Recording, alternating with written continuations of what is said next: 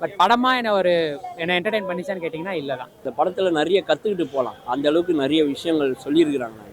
என்ன சொல்ல வராங்க அப்படின்னா எனக்கு அதுதான் என்னால் கனெக்ட் ஆக முடியல ஆக்சுவலாக. ஸோ துல்கர் சான்ஸே இல்லாமல் பெஸ்ட் ரோல் அவர் இது வரைக்கும் பண்ணதுலேயே. புரியலனா இல்லைண்ணா, பார்க்க தெரியாதவன் பார்த்துருப்பான், படம் அருமையாக இருக்குண்ணா. ஸோ என்ன சொல்ல வராங்கன்ற அவங்களுக்கு ஒரு குழப்பமா இருந்தனால இப்போ உள்ள அவங்க சொல்ல வரவங்களுக்கு அவங்களுக்கே குழப்பம், அப்போ பார்க்குறவங்களுக்கு எவ்வளோ குழப்பம் இருக்கும்.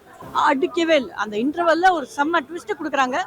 அந்த இன்டர்வல்லே படம் முடிஞ்சா கூட நல்லா இருந்திருக்கும். அந்த இது எம்கேடியோட கதையா இல்லை எம்ஜிஆர் ஜெயலலிதாவோட கதையா இல்லை எம்ஆர் ராதா எம்ஜிஆர் சுட்ட கதையான்ற மாதிரி நிறைய விஷயங்கள் உள்ள குழப்பி அந்த மாதிரி இது கதையாக பார்க்கணும். இல்லை இது நீ அங்கே போஸ்டரை பார்த்துட்டு இது எம்ஆர் ராதா கதையா எம்ஜிஆர் கதையா. மேக்கிங் அண்ட் பெர்ஃபார்மன்ஸ்னு வரும்போது நல்லா இருந்தது. பட் படமா என்ன என்டர்டெயின் பண்ணிச்சான்னு கேட்டிங்கன்னா இல்லை தான்.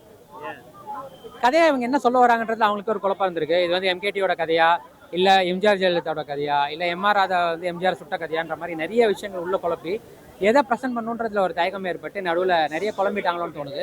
ஸோ ஸ்க்ரீன் பிளே வீக்கான மாதிரி ஒரு ஃபீல். மேபி அதை எம்கேடியோட கதையாவே எடுத்திருக்கலாம்.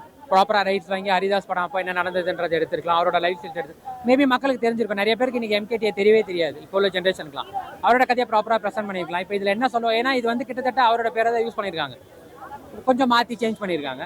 ஸோ என்ன சொல்ல வராங்கன்ற அவங்களுக்கு ஒரு குழப்பமாக இருந்தனால இப்போ உள்ள அவங்க சொல்ல வரவங்களுக்கு அவங்களுக்கே குழப்பம், அப்போ பார்க்குறவங்களுக்கு எவ்வளோ குழப்பம் இருக்கும். ஸோ அதுவே பெரிய குழப்பமாயிடுச்சு. ஆக்டிங் எல்லாம் தரமுங்க. துல்கராக இருக்கட்டும், சமுத்திரக்கனி, ராணா டகுபாட்டி, ஹீரோயின் எல்லாருமேயோட ஆக்டிங்குமே தரம், அதில் குறையே கிடையாது.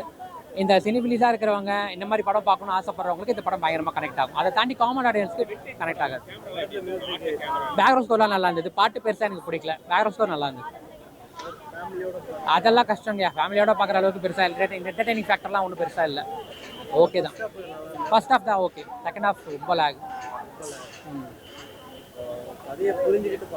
கதையை பார்த்து அவங்களுக்கு புரியறதுக்குள்ள படம் முடிஞ்சிடும். ஆமாம், அப்படிதான் எடுத்திருக்காங்க. பொறுமையை ரொம்ப சோதிச்சிருப்பாங்க. ரொம்ப பேஷன்ஸோட இருக்கிறவங்க மேபி பிடிக்கும். ஆமாம், 2 ஆண்களோட அரகன்ஸ்க்கு நடுவில் மாட்டிக்கிற ஒரு பொண்ணோட கதை. அதை கொஞ்சம் எம்கேடியோட இதெல்லாம் நான் சொன்ன மாதிரி மற்ற அவங்களோடலாம் போட்டு சாயில் போட்டு மிக்சியில் அரைச்சி கொடுத்துருக்காங்க, அவ்வளோதான். படம் என்னால் கனெக்ட் ஆக முடியல. ஏன்னா மகாநதியை கனெக்ட் ஆன அளவுக்கு என்னால் இதை என்னால் கனெக்ட் ஆக முடியல. மேபி இது ஃபஸ்ட்டு அந்த சூப்பர் ஸ்டாரோட மூவி அப்படிங்கிறனால maybe I couldn't able to கனெக்ட்ன்ற மாதிரி நான் சொல்கிறேன். ஆக்டிங் எல்லாமே சூப்பராக இருந்துச்சு. துல்கர் சல்மான் சாராக இருக்கட்டும், ரவிகண்ணா அண்ணாவாக இருக்கட்டும், நம்ம சமுத்திரக்கனி ஐயாவாக இருக்கட்டும், அவங்க எல்லாருமே எக்ஸலண்ட்டாக பண்ணியிருந்தாங்க. ஹீரோயினுக்கு இது ஃபர்ஸ்ட் மூவி அப்படிங்கிறனால அவங்களும் அவங்களோட ட்ரையை பெஸ்ட்டை போட்டிருந்தாங்க. ஹீரோயின் அவங்க நல்லா தான் நடிச்சிருந்தாங்க. லைக் அவங்களோட ஃபர்ஸ்ட் மூவி இல்லையா, ஸோ அவங்களோட பெஸ்ட்டை கொடுத்துருந்தாங்க. சாங்ஸ் எல்லாம் நல்லா இருந்துச்சு. என்ன சொல்ல வராங்க அப்படின்னா எனக்கு அதுதான் என்னால் கனெக்ட் ஆக முடியல ஆக்சுவலாக. ஸோ அதுதான் ஃபேமிலியோட பார்க்கலாம். இது பிடிச்சவங்க லைக் அந்த இதில் அந்த பீரியடில் பிடிச்சவங்க பார்க்கலாம்.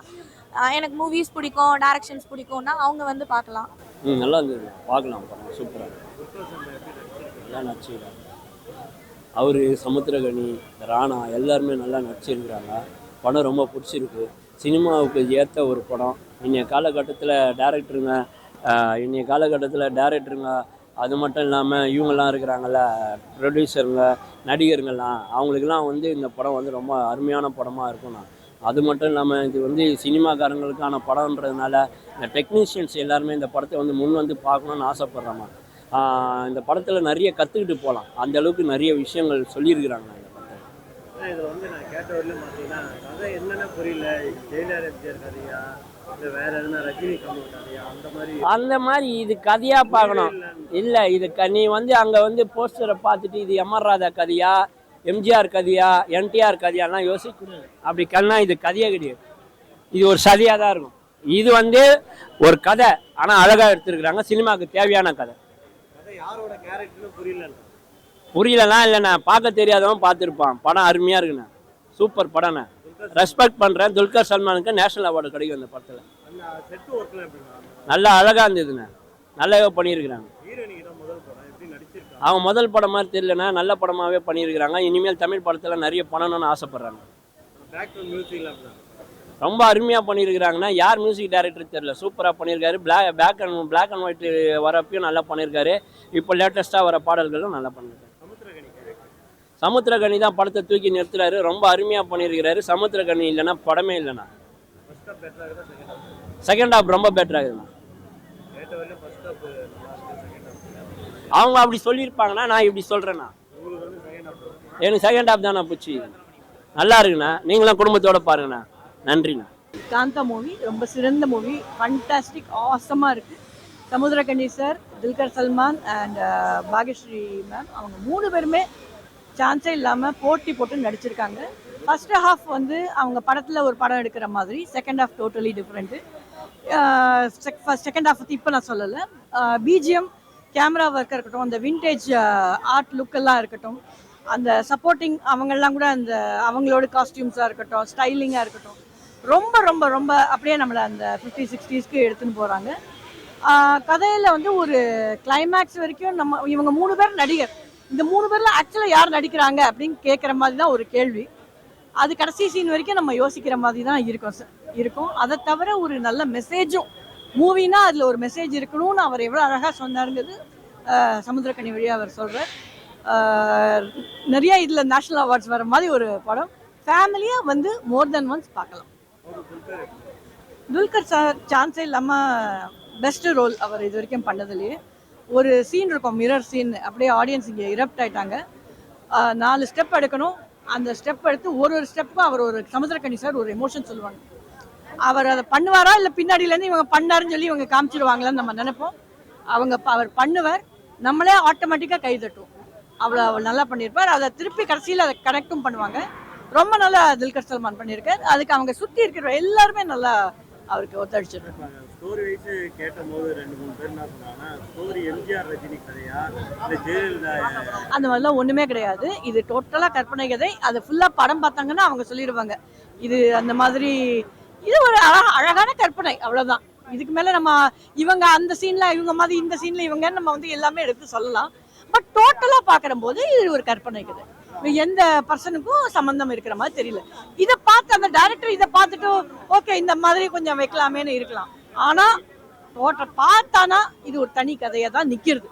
ஃபர்ஸ்ட்லேருந்து லாஸ்ட் வரைக்கும் அருமையான திரைக்கதை. நம்மளுக்கு வந்து ஒரு சீன் 2 சீனை வச்சு நம்ம ஒரு ஃபுல் இவ்வளோ பெரிய லாங் படம் பண்ண முடியாது. இவங்களோட போட்டி அந்த சினிமா அப்படின்னு அந்த இன்ட்ரெஸ்ட்டை கடைசி வரைக்கும் வைக்கிறதுங்கிறது வந்து அவங்க கதை எழுதினாதான், திரைக்கதை அழகாக பண்ணாதான். அது டைரக்டர் வாழ்ச்சிருக்காரு, அவ்வளோதான். 3 மணி நேரம் ஸ்டோரி போகுது, எங்கேயாவது போர் அடிக்கும்? அடிக்கவே இல்லை. அந்த இன்டர்வல்ல ஒரு செம்ம ட்விஸ்ட் கொடுக்குறாங்க. அந்த இன்டர்வல்லே படம் முடிஞ்சா கூட நல்லா இருந்திருக்கும். அந்த மாதிரி ஒரு கதை first half. Second half totally different. But அதுவும் நல்லா இருந்தது. ஆமா, பாக்யஸ்ரீ மேம் ரொம்ப நல்லா பண்ணியிருக்காங்க. கண்ணிலே நடிக்கிறாங்க. இவங்க 2 பேரும் முதல்ல இன்ட்ரோடியூஸ் ஆகும்போது சூப்பராக நடிக்கிறாங்க நம்ம நினச்சிட்டு இருக்கிற அவங்க என்ட்ரி கொடுக்குறாங்க. அவங்க கண்ணில் இவங்களை பார்க்கறதுலேயே ஒரு நடிப்பு நடிக்கிறாங்க. பிஜிஎம் ரொம்ப நல்லா இருந்தது. கதைக்கு ஏத்தாப்புல இருந்தது. தனியாக ஸ்டாண்ட் அவுட் பண்ணி இல்லை, இந்த அந்த டான்ஸுக்கு ஏத்தாப்புல ஒரு நல்ல பாட்டு இருந்தது. பட் கதைக்கு ஏத்தாப்புல தான் சொல்ல முடியும். நல்லா இருந்தது. ஆர்ட் ஒர்க்கு, அந்த விண்டேஜ் லுக்கு ரொம்ப அருமையாக இருந்தது. அந்த பிளாக் அண்ட் ஒயிட்டில் வந்து அவங்க ஃபர்ஸ்ட் ஹாஃபில் காமிக்கிற போது ரொம்ப அந்த லுக் ரொம்ப நல்லா கன்வின்சிங்காக இருந்தது. நம்ம ஒரு பிளாக் அண்ட் ஒயிட் படம் பார்க்குற மாதிரியே இருந்தது. ஃபர்ஸ்ட் ஹாஃப்லலாம் அவங்க 2 காமிப்பாங்க, கலரில் எடுப்பாங்க. அதை வந்து எப்படி வந்திருக்குன்னு பிளாக் அண்ட் ஒயிட்டில் காமிப்பாங்க. அதெல்லாம் ரொம்ப நல்லா இருந்தது. அது வந்து தியேட்டரில் பார்த்தா தான் அதை ரசிக்க முடியும். கதை சூப்பர். அந்த கதை வந்து நல்ல ட்விஸ்ட்டு அண்ட் ரொம்ப சூப்பர். கடைசி சீன் வரைக்கும் ரொம்ப அருமையான படம். ஃபேமிலியோட பார்க்கலாம். தேங்க்யூ.